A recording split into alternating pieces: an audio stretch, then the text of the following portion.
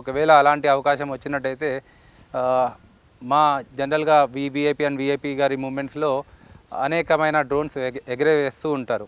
అందులో మన డ్రోన్ కాకుండా ఇతర డ్రోన్లు ఎగిరినప్పుడు మేము మా యొక్క బర్డ్కి మేము ఇన్స్ట్రక్షన్ లేదా దాని యొక్క వుడ్ దాని కళ్ళ మీద నుంచి తీసేసినామంటే అక్కడ ఉన్న అన్వాంటెడ్ డ్రోన్ అంటే రోగ్ డ్రోన్ ఏదైతే ఉందో దాన్ని వెళ్ళేసి ఖచ్చితంగా ఇది క్యాచ్ చేస్తుంది. అది ఫ్యూచర్లో సార్ వాళ్ళ పర్మిషన్ మీద మేము ఖచ్చితంగా ఇంప్లిమెంట్ చేయాలని అనుకుంటున్నాం.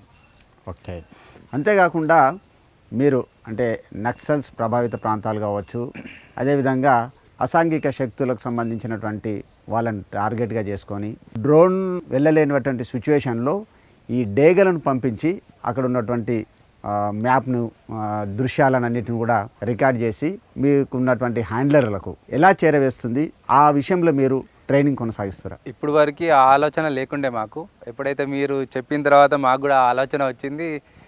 ఈ విధంగా సర్వేలెన్స్ కూడా యూజ్ చేయొచ్చు అనేది అంటే అక్కడ అవసరాన్ని బట్టి సార్ వాళ్ళు డిసైడ్ చేస్తే దాని ప్రకారం మేము ఆ విధంగా కూడా ఉపయోగించాలని అనుకుంటున్నాం. ఓకే, ఇప్పుడు ఈ ట్రైనింగ్ అనేది ఒక తెలంగాణ వరకు పరిమితం ఉంటుందా, లేకుంటే ఇంకేదైనా బార్డర్ దాటి వీటిని ఎక్కడైనా ఇంకా శిక్షణకు సంబంధించినటువంటి కార్యక్రమాలు యాక్టివిటీస్ ఏమైనా చేస్తున్నారు? సో ఇప్పుడు వరకు అయితే మనం బయటికి వెళ్ళలేదు.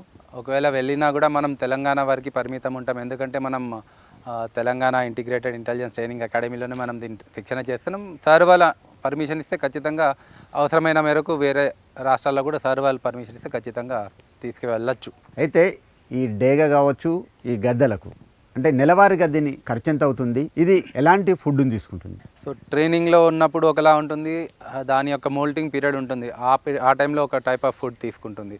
సో ట్రైనింగ్లో ఉన్నప్పుడు దానికి రా ఫ్లెష్ అనేది అవసరం ఉంది. ఫ్రెష్ ఫ్లెష్ అనేది చాలా అవసరం దానికి.